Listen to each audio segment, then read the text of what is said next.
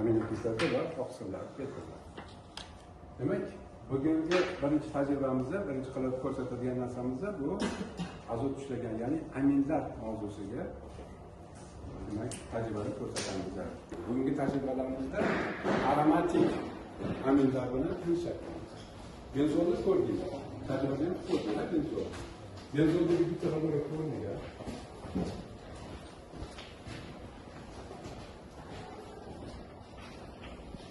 Aminokislotlardan bo'lsa, demak bu aminobenzol yoki bo'lmasa buni otini aminbenzol deb ataladi. Bugungi tajribamizning maqsadi anilinni suvga erilgan, suvga erilgan tuzlarni olish. Anilinni asosida anilin sarg'ilgan bo'yoq.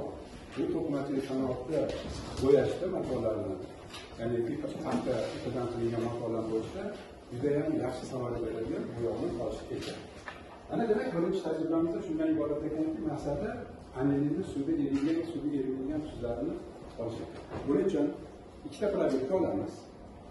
Ikkita probirkaga anilin eritmasdan solamiz.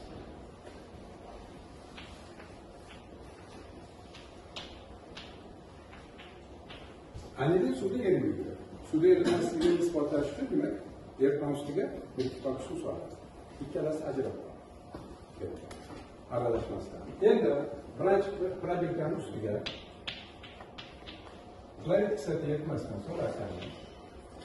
Xlorid kislota solgan paytimizda demak, amino guruhlar ammiakdan hosilasi bo'lgani uchun, ammiak NH3 ammiak bo'ladi. Ammiak gazini bilasizlar. Ana shuni hosilasi bo'lgani uchun bu o'zida asosiy xossani amalga oshiradi. Asosiy kislota bilan reaksiya qilishganda esa har doim nima hosil bo'ladi? Tuz hosil bo'ladi. Mana bu yerda anilinning suvga erilgan xlorli tuzi hosil bo'ladi. Boyga ajrab qolgan suv bilan ajrab qolgan emulsiyamizni eritib qoladi. Anilin ajrab turmaydi suvni. Xlorid kislota solganimizdagi tuz hosil bo'lishligiga suvda yaxshi erigani uchun bu demak aralashib bir qirranga o'tib qoladi. Endi ikkinchi probirkamizga esa sulfat kislota solamiz. Ana bu yerda ham tuz hosil bo'ladi. Tuzi hosil bo'ladi.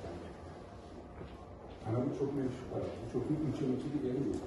Probirkani yuvib bo'lmaydi, silishga to'g'ri keladi. Suv erilgan tuzi hosil bo'ladi ekan.